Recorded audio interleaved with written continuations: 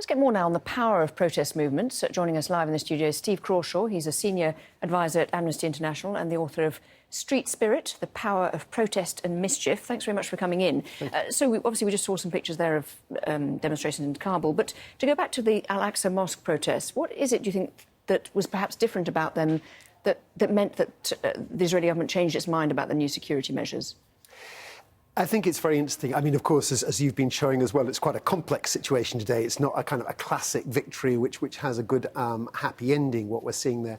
But I think that one of the things that we see with protests again and again is knowing exactly what you want. I think often the more peaceful a protest is, the more it can achieve, which may seem paradoxical, but I think is also true. And that real knowledge of feeling a line here has been overstepped, and if everyone feels that together, often that does achieve incredible change. And just your book sort of talks about a lot of different areas where protests have worked and haven't worked, but also that just in the last few weeks it feels like there are protests everywhere. And for instance, we've had Poland protests, huge protests against judiciary reform there. Were you surprised by the turnout there? Poland is a country very close to my heart, and some of the greatest stories in the book are from much older, when the Poles were confronting communism, ended communism successfully, which was amazing.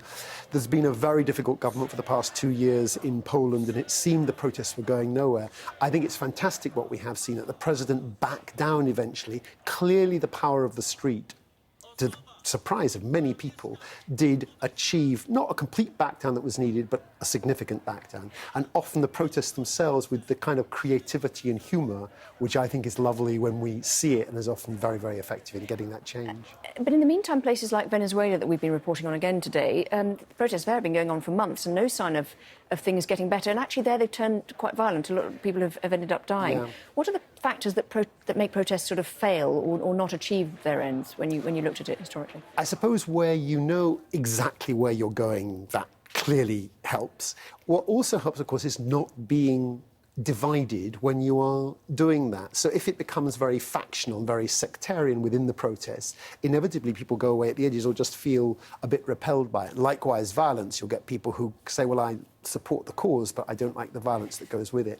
Ones which have managed to stay peaceful, to stay creative and to stay together have often achieved astonishing things. I just wanted to show viewers the copy of your book here, so Street Spirit, and actually one of the quotes on the back here is this: when no one's listening, it takes more than shouting louder to be heard, which is from Ai Weiwei, who wrote the foreword, which is an interesting quote. And one of the things that was interesting is you mentioned that idea of sort of mockery of the authority or kind of humour, and one of those is this. I'll show you this picture here: shopping or protesting, which is the umbrella protests in Hong Kong in 2014. Tell us a bit more about what that was about and why that was so significant.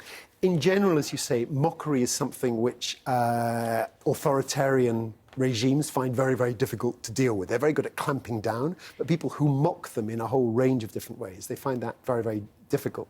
And there are many, many examples of that over the years. In Hong Kong was interesting that the umbrellas, the colour of the umbrellas, very, very peaceful protests, except with the violence used against them. They kept fantastic peaceful, and there was that real sense of unity. Now, in the end, those protests ended up seeming to go nowhere. They didn't achieve what they wanted, but the fact is those who were the umbrella protest leaders also are continuing to play an incredibly important part in Hong Kong today. I think that's very much an unfinished story, if you like. And I suppose one of the areas where people have protested, and it seemed to fizzle out, or at least it didn't go in the direction that people expected, was perhaps the Arab Spring that we've talked about a lot.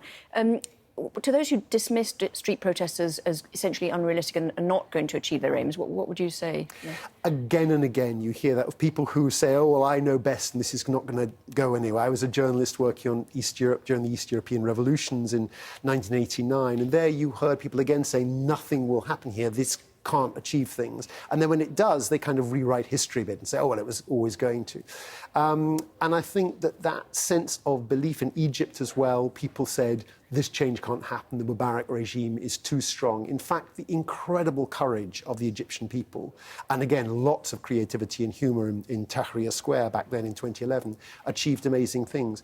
As you say, what we're seeing today, for example in Egypt, but actually across the region, is often very deeply troubling.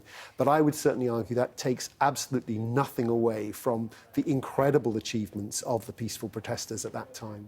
Steve Crawshaw, thanks very much indeed for coming to talk to us. Really appreciate it. Thank you.